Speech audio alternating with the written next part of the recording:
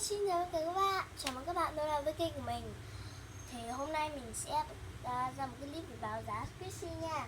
Báo giá Squishy thôi. Thì đầu tiên là mọi em giết mèo.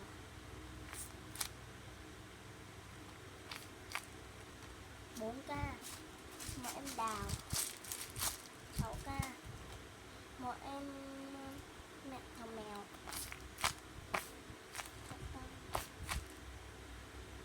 Em này 5k.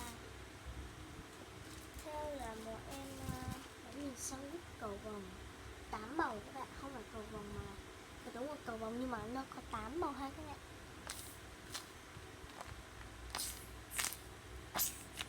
Tăng lên các bạn.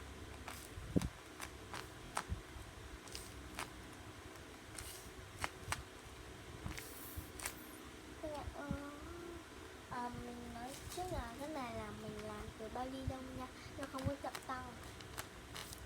Này nó không có chậm tăng tí nào luôn. Nó không chậm tăng bởi vì làm từ bao ly lông. Nó chậm tăng nhất trong đám Squishy của mình.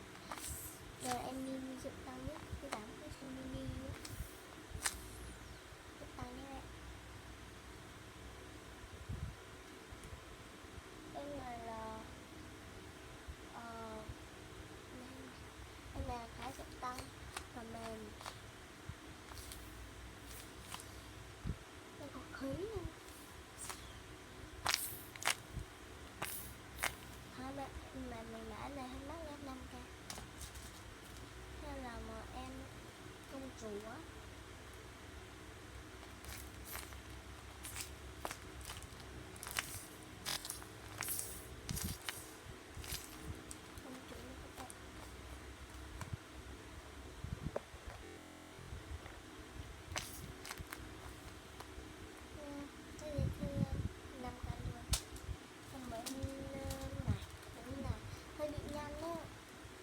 Cho các bạn 4k, hoặc là mình sẽ chọn các bạn mua đơn hàng trên 15k nha các bạn. Em là mình sẽ bán là 4k đi.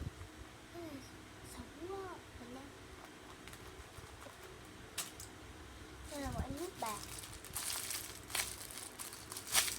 Đây là bao bì của em ấy. Nút bạc.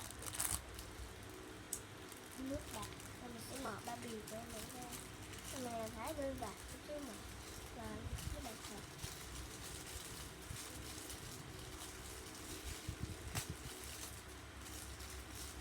Mẹ ơi, các bạn ơi, nhớ đăng ký kênh ủng hộ mình để 100 người đăng ký nha các bạn. Mình sẽ làm một cái món quà bất ngờ. Và nếu mà bạn nào mà nếu mà kênh mình được 100 sub thì mình sẽ lúc đó mình sẽ tìm, mình sẽ nhập thêm Squishy thật về và hai các bạn cho vào bao bì.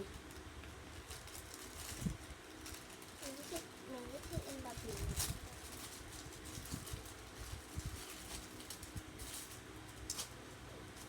Em này mình đã về giá 5k.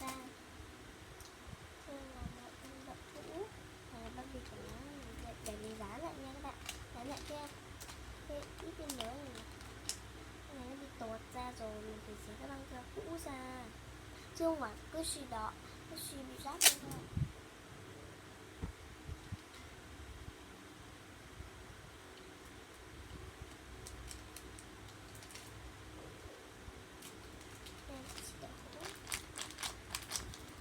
Trong bịch cũng thế thôi nhưng mà ở ngoài nó rất là gọn gàng.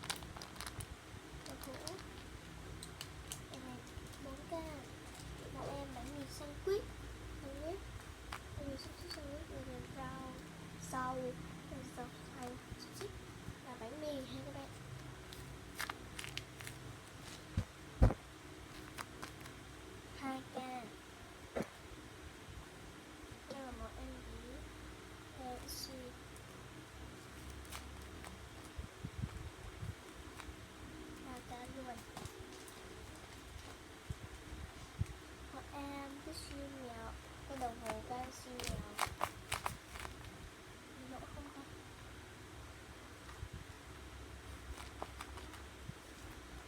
rất là dễ thương, màu galaxy rất đẹp. Mình tô hơi nhạt, màu hồng một tí là màu xanh biển.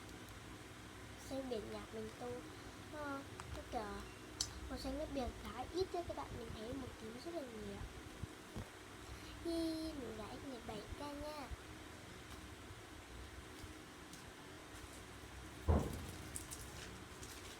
Đây là món em này. Hôm bữa mình làm một cái video ấy cho các bạn, cũng là của em này luôn. Em này là mình vẽ theo